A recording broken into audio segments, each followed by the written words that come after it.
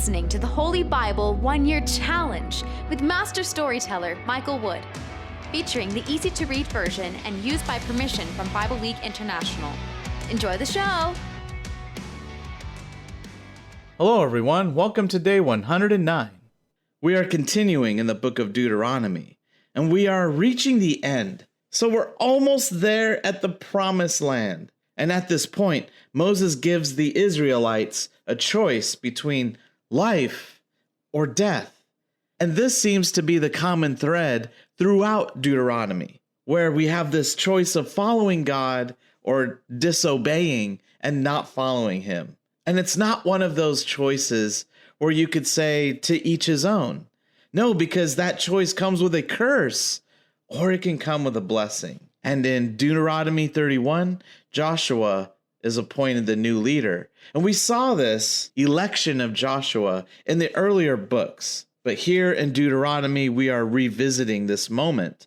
But here we get to hear Moses actually coaching Joshua and God himself ordaining Joshua as the new leader. We are also continuing in the book of Luke. And here we see the same sequence of events we saw in Matthew, Mark, and John. And that's Jesus entering Jerusalem on a donkey. And we see there are fervent followers of Jesus along this path into Jerusalem. But there are also enemies watching. And just like God had an opinion about the Israelites in Deuteronomy, Jesus now gives his opinion of Jerusalem and the things that are to come for them. If you enjoy the show, visit me at patreon.com/storymaster. You'll find the link in the description box below. By contributing as little as $1 per month, you will enable me to continue this ministry, and you'll get cool rewards too. Together, we're going to get through the Bible in 1 year. Let's get started. Deuteronomy 30, 11 through 20. And a letter to the Israelites from Moses. Life or death. This command that I give you today is not too hard for you. It is not a secret, hidden in some faraway land. This command is not in heaven, so that you should say, "Who will go up to heaven for us and bring it to us so that we can hear and do it?" This command is not on the other side of the sea, so that you should say, "Who will go across the sea for us and bring it to us so that we can hear it and do it?" No, the word is very near to you. It is in your mouth and in your heart, so you can obey it. Today I have given you a choice between life and death, success and disaster. I command you today to love the Lord your God. I command you to follow him and to obey his commands, laws, and rules. Then you will live, and your nation will grow larger. And the Lord your God will bless you in the land that you are entering to take for your own. But if you turn away from your God and refuse to listen, if you are led away to worship and serve other gods, you will be destroyed. I am warning you today, if you turn away from God, you will not live long in that land across the Jordan River that you are ready to enter and take for your own. Today, I am giving you a choice of two ways, and I ask heaven and earth to be witnesses of your choice. You can choose life or death. The first choice will bring a blessing. The other choice will bring a curse. So choose life. Then you and your children will live. You must love the Lord your God and obey him. Never leave him, because he is your life, and he will give you a long life in the land that he, the Lord, promised to give to your ancestors, Abraham, Isaac, and Jacob. Deuteronomy chapter 31, verses 1 through 29. Joshua will be the new leader. Then Moses went and spoke these words to all the Israelites. I am now 120 years old. I cannot lead you anymore. The Lord said to me, You will not go across the Jordan River. But the Lord your God will lead you into that land. He will destroy these nations for you. You will take their land away from them. The Lord said that Joshua must lead you. The Lord destroyed Sihon and Og. He destroyed those Amorite kings. He will do the same for you. The Lord will help you defeat these nations. But you must do to them everything I told you to do. Be strong and brave. Don't be afraid of those people, because the Lord your God is with you. He will not fail you or leave you. Then Moses called Joshua. All the Israelites watched while Moses said to Joshua, "Be strong and brave. You will lead these people into the land that the Lord promised to give to their ancestors. You will help the Israelites take that land and divide it among them. The Lord will lead you. He himself is with you. He will not fail you or leave you. Don't worry. Don't be afraid." The teachings written down for the future. Then Moses wrote down these teachings in a book and gave it to the priests and the leaders of Israel. The priests, who were from the tribe of Levi, carried the box of the Lord's agreement. Then Moses spoke to these leaders. "At the end of every 7 years, in the year of freedom, read these teachings at the festival of shelters. At that time, all the Israelites must come to meet with the Lord your God at the special place he will choose. Then you must read the teachings to the people so that they can hear them. Bring together all the people, men, women, the little children, and all the immigrants living in your cities. They will hear the teachings and they will learn to respect the Lord your God. Then they will be able to do everything in this book of teachings. This way, everyone's children who don't yet know these teachings will hear them. They will learn to respect the Lord your God as long as they live in this land. Soon, you will cross the Jordan River and take that land as your own." The Lord calls Moses and Joshua. The Lord said to Moses, Now the time is near for you to die. Get Joshua and come to the meeting tent. I will tell Joshua what he must do. So Moses and Joshua went to the meeting tent. The Lord appeared at the tent in a tall cloud.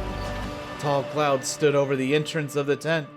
The Lord said to Moses, You will die soon and join your ancestors. These people will not continue to be faithful to me. They will break the agreement I made with them. They will leave me and begin worshiping other gods, the false gods of the land where they are going. At that time, I will become very angry with them, and I will leave them. I will refuse to help them, and they will be destroyed. Terrible things will happen to them, and they will have many troubles. Then they will say, These bad things happen to us because our God is not with us. And I will refuse to help them because they have done evil and worshipped other gods. So write down this song and teach it to the Israelites. Teach them to sing this song. Then this song will be a witness for me against the Israelites. I will take them into the land that I promised to give to their ancestors, a land filled with many good things. And they will have all they want to eat. They will have a rich life. But then they will turn to other gods and serve them. They will turn away from me and break my agreement. Then many terrible things will happen to them. They will have many troubles. At that time, their descendants will still know this song. It will show them how wrong they are. I have not yet taken them into the land I promised to give them, but I already know what they are planning to do there. So that same day, Moses wrote down this song and taught it to the Israelites. Then the Lord spoke to Joshua, son of Nun, and said, Be strong and brave. You will lead the Israelites into the land I promised them, and I will be with you. Moses warns the Israelites. Moses carefully wrote all these teachings in a book. When he finished, he gave this command to the Levites in charge of the box of the Lord's agreement. Take this book of teachings and put it by the side of the box of the agreement of the Lord your God. Then it will be a witness against you. I know you are very stubborn. I know you want to live your own way. Look, you refused to obey the Lord while I was with you. So I know you will refuse to obey him after I die. Bring together all the officials and leaders of your tribes. I will tell them these things. I will call heaven and earth to be witnesses against them. I know that after my death, you will become evil. You will turn from the way I commanded you to follow. Terrible things will happen to you in the future because you want to do what the Lord says is evil. You will make him angry because of the evil things you do.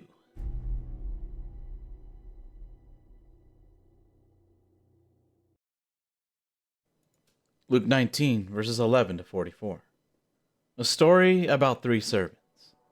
As the crowd listened to what he was saying, Jesus went on to tell a story. He was now near Jerusalem and knew that the people thought it was almost time for God's kingdom to come. So he said, a very important man was preparing to go to a country far away to be made a king. Then he planned to return home and rule his people. So he called 10 of his servants together. He gave a bag of money to each servant. He said, do business with this money until I come back. But the people in the kingdom hated the man. They sent a group to follow him to the other country. There they said, we don't want this man to be our king. The man was made king. When he came home, he said, call those servants who have my money. I want to know how much more money they earned with it. The first servant came and said, Sir, I earned 10 bags of money with the 1 bag you gave me. The king said to him, that's great. You are a good servant. I see that I can trust you with small things. So now I will let you rule over 10 of my cities. The second servant said, Sir, with your 1 bag of money, I earned 5 bags. The king said to the servant, you can rule over 5 cities. Then another servant came in and said to the king, Sir, here is your bag of money. I wrapped it in a piece of cloth and hid it. I was afraid of you because you are a hard man. You even take money you didn't earn and gather food that you didn't grow. Then the king said to him, what a bad servant you are. I will use your own words to condemn you.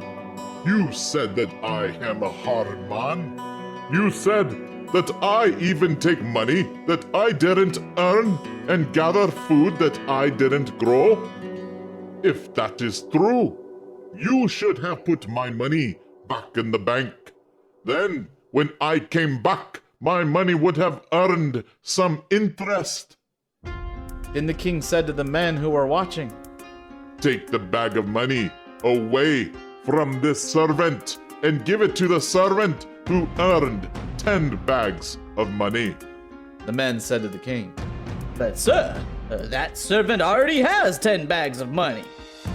The king said, those who earned some profit will get more, but those who did not make a profit will have everything taken away from them. Now, where are my enemies? Where are the people who did not want me to be king? Bring my enemies here and kill them. I will watch them die.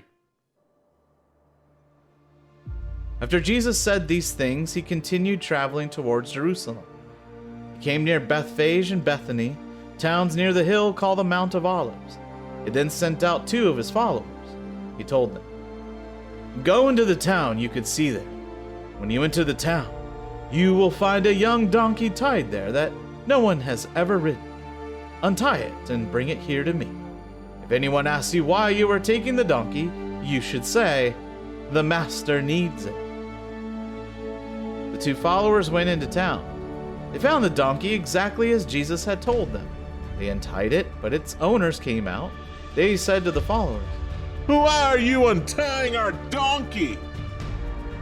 The followers answered, "The master needs it." So the followers brought the donkey to Jesus. They put their coats on its back, and they put Jesus on the donkey. He rode along the road towards Jerusalem. The followers spread their coats on the road before him. Jesus was coming close to Jerusalem. As he started down the path from the Mount of Olives, the whole crowd of followers began to shout and sing praise to God. They were happy for all the powerful things they had seen. They said, "Welcome! God bless the King who comes in the name of the Lord! Peace begins in heaven, and glory belongs to God!" Some of the Pharisees said to Jesus, "Teacher, tell your followers not to say these things." but Jesus answered, "I tell you, if my followers didn't say them, these stones would shout them."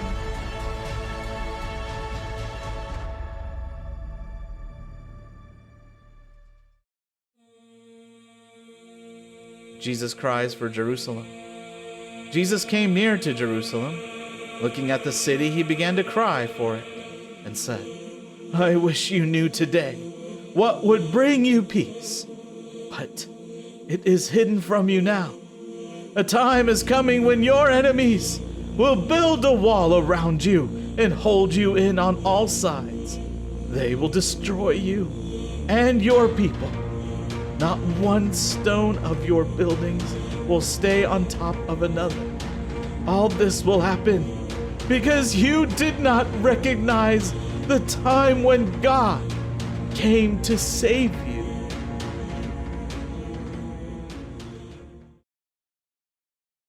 Psalm 48, verses 1 through 8.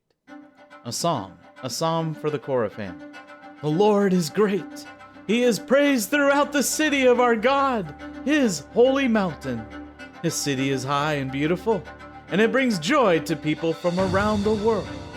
Mount Zion is the true mountain of God. It is the city of the great King. In the fortress of that city, God has shown himself to be its protector. Once some kings met together and planned an attack against this city.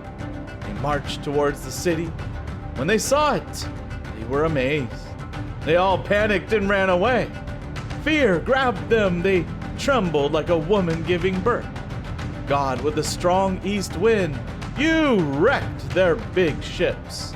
Yes, we heard the stories about your power, but we also saw it in the city of our God, the city of the Lord all-powerful. God makes that city strong forever. Selah.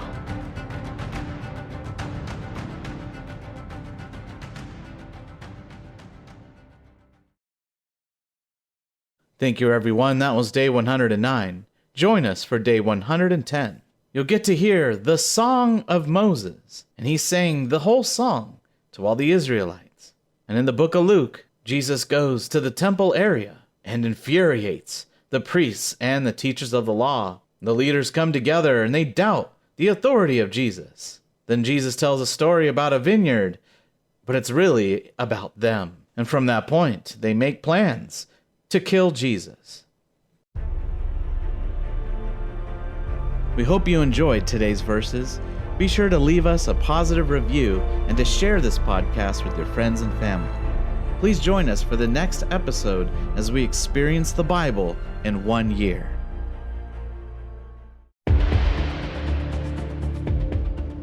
Did you know we offer online courses in creative writing, literature, and web design? Visit us at storymaster.online to learn more.